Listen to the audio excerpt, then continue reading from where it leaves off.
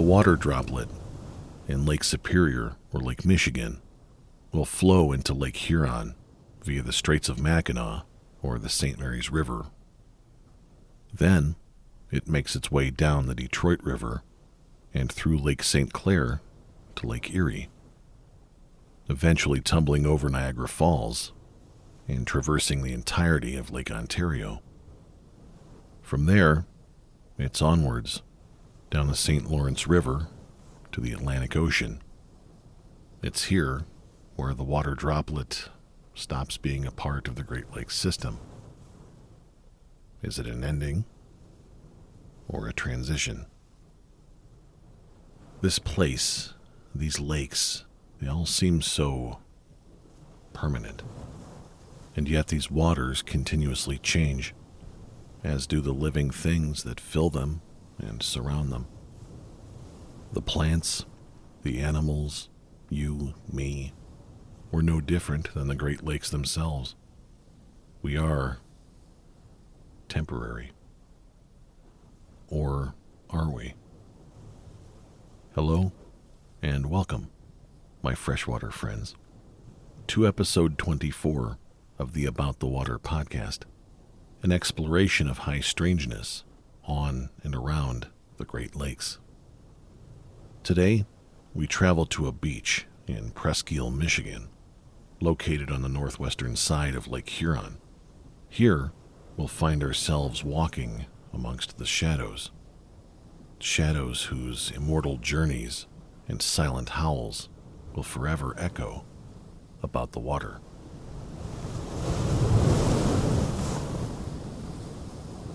Episode 24, The Shadowpack.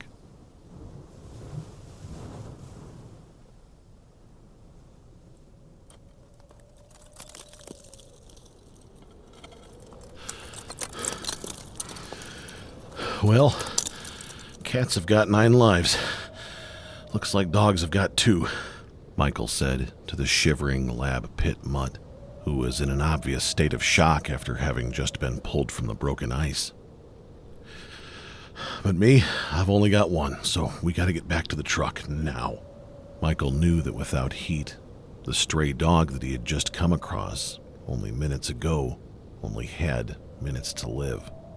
And after performing a daring rescue, which left him wet up to his elbows, he wouldn't be far behind. This way, come on. Michael's bright red and brand new Chevy Silverado shined like an ornament through the thick, snow-covered spruces and pines that lined the shore. With a groan, he lifted the dog into the passenger seat and climbed in behind him. With a turn of the key, the truck roared to life, and with a shove of the dashboard slider, so did the Heat. The odometer hadn't yet rolled over 100 miles, and Michael already knew 3 things. Number 1, that truck just saved their lives. Number 2, the smell of Lake Huron-covered dog was something that he would never, ever get out of the pristine and new and now soaking wet bench seat. And number 3, Michael knew that he had just found his best friend. 17 years and nearly 230,000 miles later, the faded and rusted red Chevy made its way north along the sparsely traveled 2-lane Grand Lake Road. Presque Isle County is an area of the Great Lakes where the population is already minimal and thick woods cover the land. But the isolated northern tip of Presque Isle Peninsula was Michael's exact definition of a Great Lakes paradise. Seeing the soaring green and white 19th century lighthouse grow out of the woods was a sight that never once left Michael anything less than astonished. From there, an unpaved road would lead him another quarter-mile northwest to an often unoccupied beach, providing an unobstructed view of just how colossal Lake Huron really is, with 35 miles of straight-line open water to the north and over 140 miles to the west. As Michael stopped the truck and turned off the engine, he gave the steering wheel a loving squeeze with one hand and patted the dashboard with the other. He sighed at the inevitable, that there's only so much that Bondo and replacement parts can do. The truck had given Michael countless happy memories, but all things must come to an end, and the time to say goodbye was drawing near. Looking down at his faithful companion, asleep on the passenger seat, he fought away a tear, knowing that the same thing would probably soon be said about their friendship. But for now, as long as Mackie had a few more walks left in him, their trips back to the place where they had first met would carry on. Michael had decided on the name Mackie that very day that he ventured out onto the ice to rescue the stray pup all those years ago. It was an homage, a loving, tongue-in-cheek reference to the legendary icebreaker Mackinac, a custom-built ship which spent 62 years breaking the Great Lakes shipping lanes free of the freshwater ice. Seeing no one else around, Michael would normally have unleashed Mackie to do some mindless sniffing along the water's edge. But on this particular trip, Michael kept the leash tight. The strange feeling had started just a few dozen feet from the truck. Michael felt like he was being watched through the trees. And as the two proceeded along the beach, with the water on their right side, Michael could swear he was seeing strange figures to the left. They were on the very edge of his field of vision, but they were there nonetheless. Little flickers of black, quick-moving wisps or shadows that seemed to anticipate his every glance, vanishing the very moment he would try to get a better look. Michael stopped, his back now to Lake Huron, as he slowly scanned the tree line for any movement. Mackie didn't seem to notice anything out of the ordinary, so after a few minutes of looking, they both sat down on the sand and faced the lake. Mackie leaned in for a belly rub, characteristically indifferent to the damp sand that was now clinging to his fur. The waves gently rolled. The breeze gently blew. The two friends enjoyed another perfect moment. Until an unexpected tug of the leash nearly pulled Michael onto his back. Mackie had sprung upright and was now standing at military-like attention, facing the woods. Facing them. Michael's intuition had been correct. Not only were he and Mackie being watched, they were being followed. "Wolves," Michael said, gently touching Mackie's back to get his attention. "Slowly, boy, slowly," Michael whispered, tugging the leash. "Mackie, we have to go, boy." In all of his years living on Lake Huron, Michael had never seen a wolf. He didn't think they lived this far south. Not knowing what to do, he slowly moved backwards towards the water, looking down at his feet so as not to trip. Looking back up, Michael now saw Mackie once again laying on the sand, now nose to nose with one of the wolves, if that is what they were. Michael found himself almost hypnotized as he got his first real look at the creatures. They weren't wolves. They were the silhouettes of wolves. Pointy ears, muscular frames, thick tails. There were 5 of them in total, standing in an unnaturally precise V formation. The creature in the center seemed to be calmly examining Mackie, while the other 4 appeared to be staring directly at Michael. It was impossible to tell without any of them having any visible eyes. They were entirely black, a flat, matte black. 5 living, breathing shadows. Unsure as to why, Michael found himself unafraid. Whatever they were, Michael could feel their presence, feel that they meant him no harm. The center creature rose its head, taking a few short and unhurried steps backwards. Slowly, Michael crouched down, gently patting Mackie on the head. "Come on, boy, it's okay. It's okay, we can go." With a few additional pats and a gentle nudge, Michael urged Mackie to stand up. But Mackie did not respond. "Mackie, let's go. Come on, Mackie. Mackie. Mackie." Each unanswered call left Michael more and more certain of what he already knew. Mackie was gone. The creatures seemed to pick up on Michael's overwhelming grief, and in a near perfect unison, they bowed their heads to the ground. Looking back down at his best friend, Michael felt a surge of intense anger. "You," he said, looking back up at the pack. "You did this? You did this? You did this. Who are you? What are you?" Michael burst into tears. He fell back onto the sand and buried his head in his arms.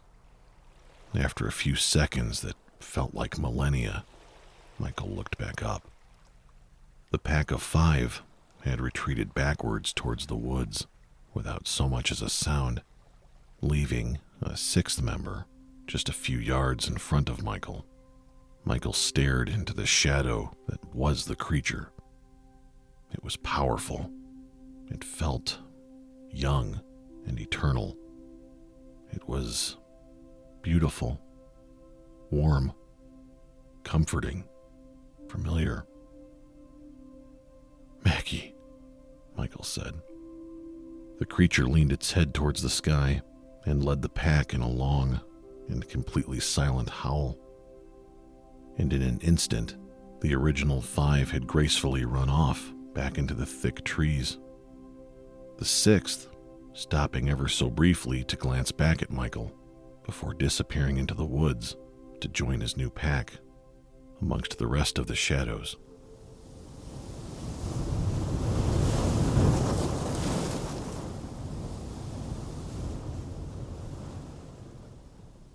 Part of the, dare I say, fun of analyzing an event of high strangeness is trying to find common threads that link an ethereal paranormal experience like Michael's to the normal world that you and I spend most of our time in.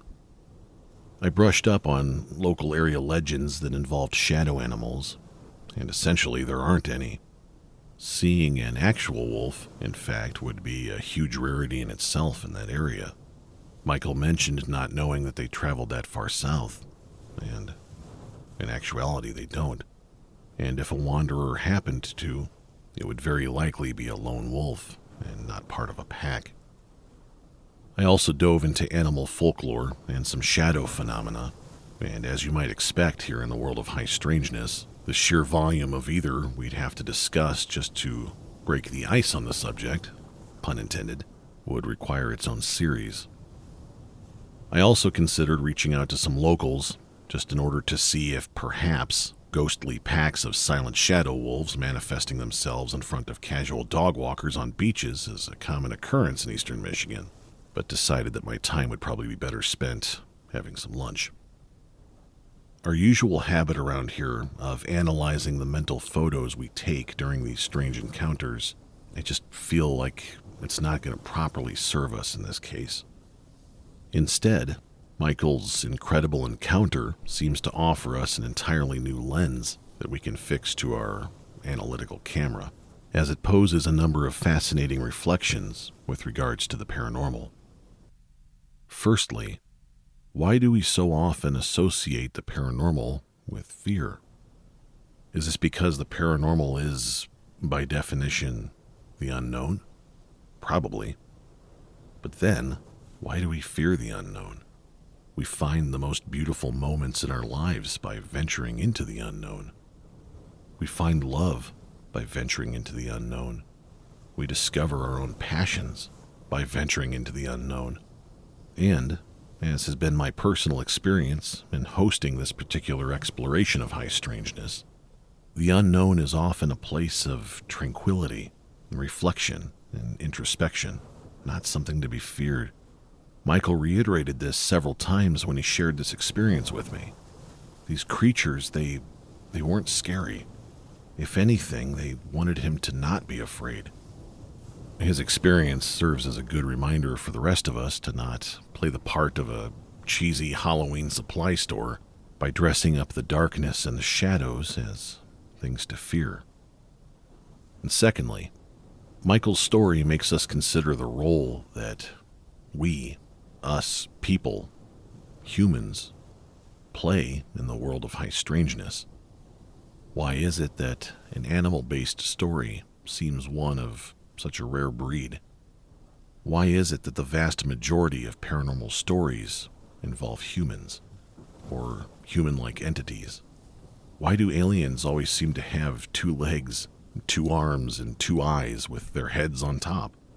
Why is it that Bigfoot walks around upright, like us, and in many ways behaves like us, making unintelligible noises, banging on things, wandering around in the woods naked and aimless? It all sounds like a typically human Saturday night. And look, before you send me angry messages for knocking UFOs and Bigfoot, please keep in mind that this very second, as I record this, I'm literally sipping coffee out of a mug that features a photo of Bigfoot being abducted by aliens on it, so I'm on your side. We tend to humanize the paranormal, don't we? We are, after all, only one tiny fraction of the several thousands of species of living organisms that exist around the lakes. And yet, why is it that we can't help but laugh at the idea of something like a ghost fish, even though they outnumber us landlubbers 1,000 to 1? Is there something, maybe, about being human that allows us to connect with that hidden spiritual realm? All right, on that note, I think a little speculation might be in order. Perhaps, does our emotional connection with our canine companions sometimes give us a view into their spiritual realms? Michael's experience of high strangeness, it didn't seem like it was his experience. It seemed like it was Mackie's. And maybe it was Michael's emotional connection to Mackie which simply allowed him to observe it. Which can lead us to wonder, without those emotional connections present, are we missing a plethora of strange moments that are being experienced all the time by our fellow living things? Are those shadows and the strange movements that we see out of the corner of our own eyes simply the spirits of the invisible creatures that would normally surround us in our daily lives, without us being the slightest bit aware? And finally, Michael's experience leaves us wandering on the fringes of the paranormal as we ask ourselves an continually unanswered question: what does happen to us, to all living things, when we visit the sands one final time? Hopefully, we have many, many more adventures before we have to find that out. But as we consider it, I'll leave you with this. Michael's experience has left him unburdened and uplifted. He shared he and Mackie's story with me with this big, loving, happy smile on his face the entire time. He explained to me that he knows, with everything that he is, that Mackie looked back that day, not to say goodbye, but to tell his beloved friend, goodbye for now. And with that, goodbye for now. And thank you very sincerely and as always for listening. Here's hoping the companionships that you forge in this life are as grand, beautiful, and enduring as our Great Lakes. I'll see you about the water.